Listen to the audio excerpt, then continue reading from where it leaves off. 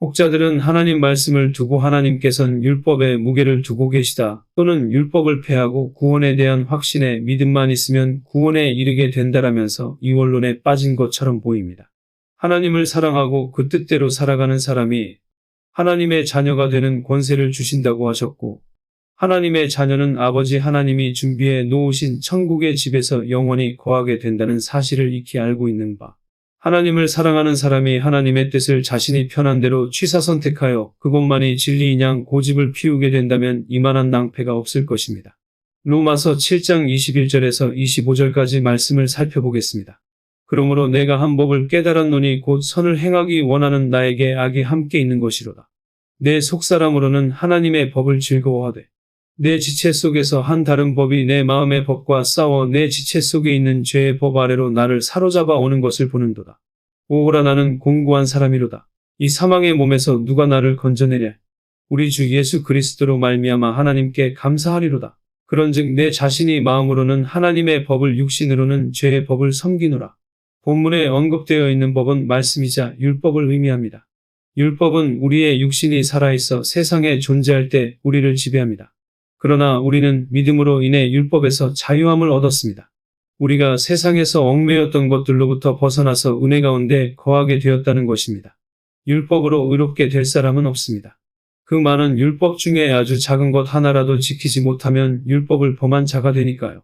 그리스도를 믿음으로써 의에 이른다는 말씀은 이렇게 완벽할 수 없는 인간을 측은히 여기시는 주님께서 주의 법을 사랑하여 안타까운 마음으로 주 앞에 나오는 사람에게 주시는 은혜로 구원에 이르게 하신다는 말씀입니다. 그러니 율법을 경시하여 방종하면 죄가 됩니다. 그리스도의 새로운 생명의 언약을 통해 율법을 완성하고자 하되 역부족인 우리를 정죄의 덫으로부터 자유하게 해주시는 것입니다. 율법은 우리를 거룩하게 살아가도록 지침이 되어줍니다. 복 있는 사람은 여호와의 율법을 즐거워하여 밤낮으로 그 율법을 묵상하고 지키기를 즐겨합니다. 은혜의 시대에 살고 있다는 사실을 왜곡하여 율법을 경시해도 된다고 주장하는 것은 말씀에 위배됩니다. 나를 사랑하는 자는 나의 율법을 지키는 자라고 그리스도께서 말씀하고 계십니다. 완전하신 하나님의 율법을 완벽하게 지킬 수 없음을 탄식하는 사람은 그 율법을 귀히 여기고 그만큼 율법에 따라 살지 못하는 자신의 불완전함에 대한 아쉬움을 갖는 것이 당연합니다. 자신의 욕망을 실현하기 위해 말씀을 자신의 입맛에 맞게 골라 양심을 가리지 않습니다.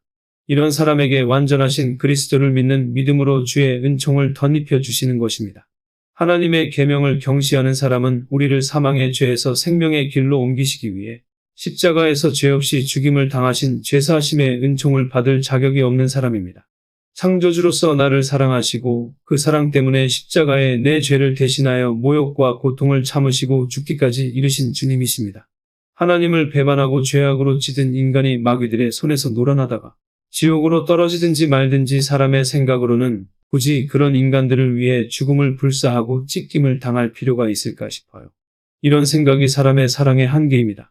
그러나 하나님 되신 예수 그리스도는 이런 인간의 한계를 뛰어넘은 인간이 이해할 수 없는 희생의 사랑을 죽음으로 직접 실천하신 겁니다. 또한 부활하심으로 우리에게 부활의 소망을 주셨습니다.